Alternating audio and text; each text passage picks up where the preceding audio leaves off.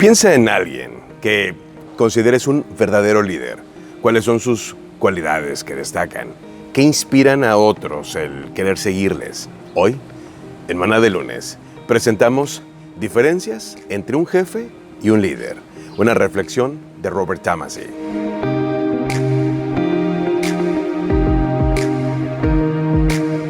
A lo largo de mi carrera laboral, he tenido numerosas personas a las que a veces me referiría como jefes, y eran personas a las que yo les reportaba, quienes me habían contratado y, si no hacía mi trabajo, pues satisfactoriamente tenían autoridad para despedirme. Afortunadamente, en la mayoría de los casos, mis jefes también eran buenos líderes, pero en el mundo empresarial y profesional, ese no siempre es el caso. ¿Cuál es la diferencia? El orador y autor y consultor Tim Kight lo resumió cuando describió la perspectiva de un jefe y cómo difiere de un verdadero líder. Dijo que la mentalidad de un jefe es: la gente que dirijo trabaja para mí. Es su responsabilidad hacer lo que les digo que hagan. Sin embargo, afirmó Kight, la mentalidad de un líder genuino es: trabajo para las personas que dirijo, es mi responsabilidad brindarles el apoyo que necesitan para que puedan lograr grandes cosas. Esto me recuerda al clásico libro de negocios Good to Great de Jim Collins. El libro se centró en estudios que él y su equipo de investigación realizaron sobre las empresas de mayor rendimiento.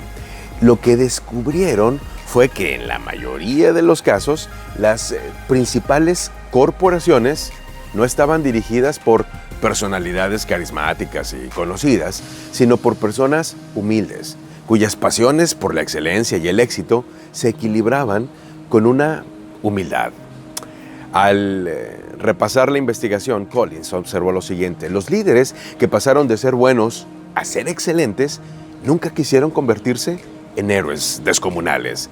Nunca aspiraron a ser puestos en un pedestal ni a convertirse en íconos inalcanzables. Eran personas aparentemente comunes y corrientes que silenciosamente producían resultados extraordinarios. Leyendo la Biblia, encontramos personas similares: José, Moisés, David, Nehemías y otros en el Antiguo Testamento. Y en el Nuevo Testamento, los apóstoles Pablo y Pedro y más notablemente Jesucristo fueron líderes que, usando los términos de Kight, vieron cómo su responsabilidad era proporcionar al pueblo al que estaban liderando el apoyo que necesitaban para lograr grandes cosas. Estos son solo algunos de los muchos ejemplos. Número 1. Proyectar una visión unificadora. Una de las mejores formas de liderar es presentar una visión de trabajo que pueda inspirar a todos los involucrados. Nehemías hizo esto después de inspeccionar las ruinas de la antigua Jerusalén. Él dijo al pueblo: ustedes saben muy bien las dificultades en las que estamos. Jerusalén yace en ruinas y sus puertas fueron destruidas por fuego. Reconstruyamos la muralla de Jerusalén y pongamos fin a esta desgracia. De inmediato contestaron: sí, reconstruyamos la muralla. Así que comenzaron la buena obra. Nehemías 2, 17 y 18. Todo se completó en un lapso notablemente corto. Número 2.